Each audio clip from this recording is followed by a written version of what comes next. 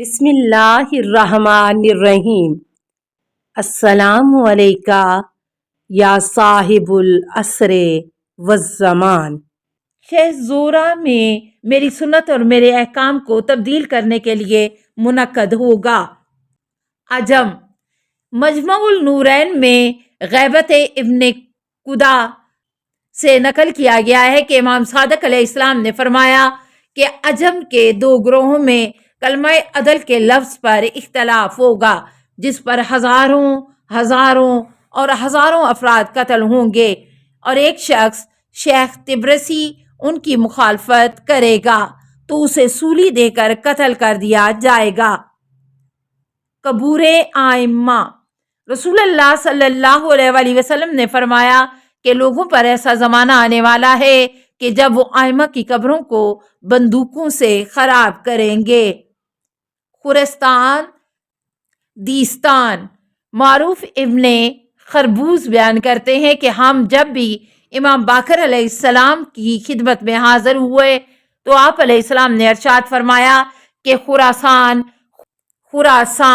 سیستان گویا کہ وہ ہمیں بشارت دیتے تھے کہ ان علاقوں سے ہماری پریشانی دور ہونے کی امید ہے۔ قم امام صادق علیہ السلام نے کوفہ کا تذکرہ کرتے ہوئے فرمایا کہ علم ایک شہر میں ظاہر ہوگا جس کا نام قم ہے، وہ شہر علم و فضل کا معدن بن جائے گا، یہاں تک کہ اس زمین پر کوئی کمزور ایمان رکھنے والا باقی نہ رہے گا، اور یہ ہمارے قائم کے ظہور کے قریب ہوگا تو اللہ قم اور اہل قم کو حجت کا قائم مقام قرار دے گا، اس لیے ایسا نہ ہو تو زمین اہل حمیت تباہ ہو جائے گی۔ نمبر 2، امام موسیٰ کاظم علیہ السلام نے فرمایا کہ اہل قم سے ایک شخص لوگوں کو حق کی طرف دعوت دے گا، اس کے پاس ایسے لوگ جمع ہو جائیں گے جو لوہے کی طرح سخت ہوں گے، انہیں آندھیوں کے جھکڑ ہلا نہیں سکیں گے، اور نہ وہ جنگ سے عاجز و خستہ ہوں گے، اور نہ بزدلی دکھائیں گے، اور وہ لوگ اللہ پر توکل کریں گے، اور عاقبت متقین کے لیے ہے۔ قم تہران عبداللہ ابن سنان سے روایت ہے کہ امام جعفر صادق علیہ السلام سے سوال کیا گیا کہ بلاد جبل کہاں ہے، اس لیے کہ ہم تک روایت پہنچی ہے کہ جب امر حکومت آپ کی طرف واپس آئے گا تو اس بلاد جبل کا کچھ علاقہ زمین میں دھنس جائے گا۔ اس کے بعد آپ نے فرمایا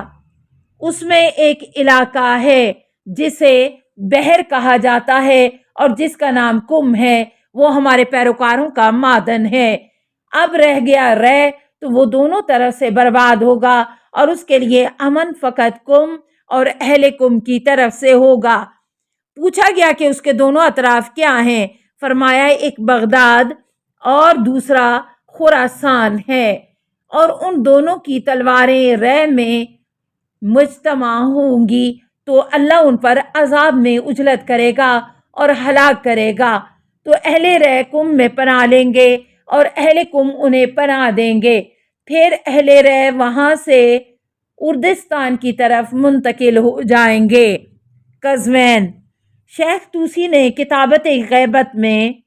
رسول اللہ صلی اللہ علیہ وآلہ وسلم سے روایت کی ہے کہ ایک شخص قزوین سے خروج کرے گا، اس کا نام ایک نبی کا نام ہوگا، بہت جلد لوگ اس کی اطاعت کر لیں گے، وہ مشرک ہوں یا مومن، اور وہ شخص پہاڑوں کو خوف و ہراس سے پر کرے گا۔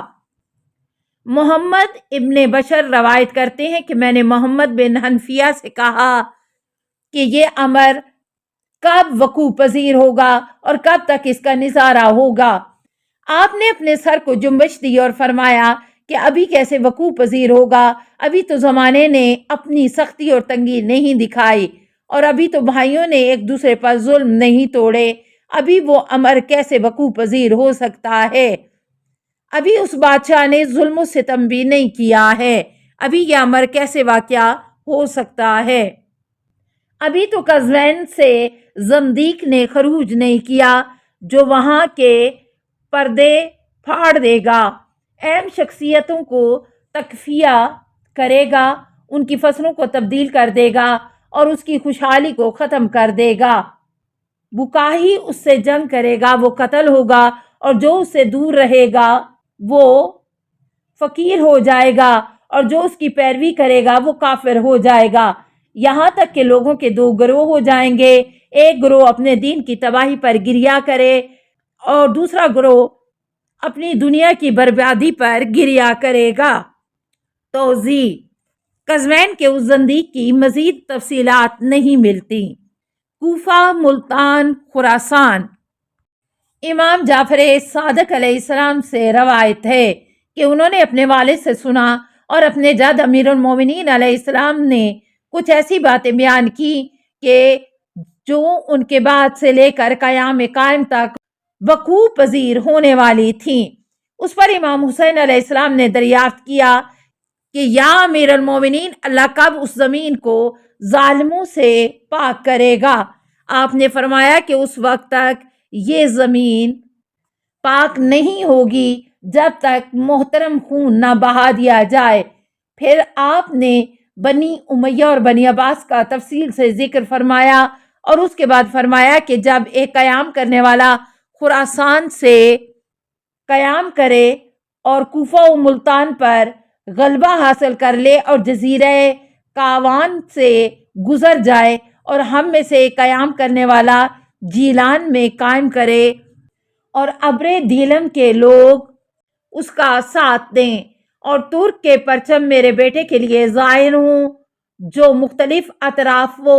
جوانب سے پراگندہ رہے ہیں اور اس سے قبل بری حالت دیکھ چکے ہوں، اور جب بصرہ تباہ ہو جائے اور مصر میں امیروں کا امیر قیام کرے۔ پھر آپ نے ایک طویل گفتگو فرمائی اور ارشاد فرمایا کہ جب ہزاروں افراد جنگ کے لیے آمادہ ہو جائیں اور صفے تیار ہو جائیں اور مہنڈا اپنا بچہ کو قتل کر دے، اس وقت ایک دوسرا شخص قیام کرے گا اور خون کا انتقام لے گا اور کافر ہلاک ہوگا۔ اس وقت وہ قائم جس کی تمنا کی جا رہی ہے اور وہ غائب امام جو صاحب شرف و فضیلت ہے خروج کرے گا،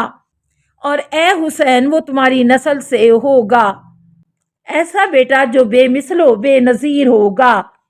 مسجد حرام کے دو ارکان کے درمیان مختلف گروہ اور دو آلات جنگ کے ساتھ ظاہر ہوگا، اور جنوں انس پر غالب ہو جائے گا اور زمین پر پست لوگوں کا خاتمہ کر دے گا۔ بشارت ہے وہ جو اس کا زمانہ پائے گا اور اس کے عہد میں زندگی گزارے۔ توضیح: نمبر 1، اس قیام سے غالباً خراسانی کا خروج مراد ہے جو سیاہ پرچموں اور سیاہ لباس کے ساتھ ہوگا۔ خراسان کا علاقہ موجودہ خراسان سے بہت بڑا تھا، جس کے بعض حصے اب افغانستان اور روس، سمرقند وغیرہ میں شامل ہیں۔ خراسانی کا خروج کہاں سے ہوگا اس کی وضاحت نہیں ہے، البتہ اس بات کا امکان ہے کہ یہ خروج موجودہ خراسان کے بجائے مذکورہ دو ملکوں سے ہو۔ روایات سے اندازہ ہوتا ہے کہ یہ شورش اس وقت ہوگی جب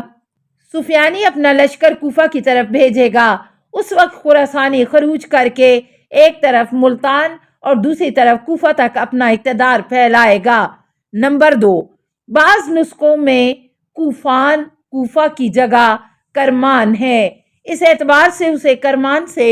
ملتان تک غلبہ حاصل ہوگا، لیکن بعد کے فقرہ میں یہ ارشاد ہوا ہے کہ یہ خراسانی جزیرہ بنی کاوان سے بھی گزرے گا۔ یہ جزیرہ بصرہ اور خرم شہر کے درمیان ہے،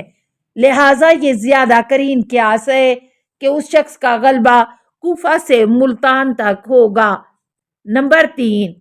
کوفہ سے ملتان تک کا سفر کس راستے سے ہوگا اس کی وضاحت نہیں ہے۔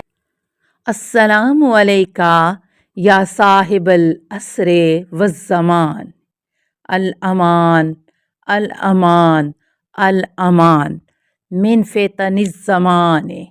السلام علیکہ یا خلیفۃ الرحمن، السلام علیکہ یا امام الانس والجان، السلام علیکہ یا مظہر الایمان، السلام علیکہ یا شریک القرآن، السلام علیکہ یا قاطع البرہان، السلام علیکہ یا امام زماننا حاذا اجل اللہ فرجک و سہل اللہ مخرجک و ظہور کا السلام علیکہ ورحمۃ اللہ۔ اللہم صلی علی محمد و آل محمد۔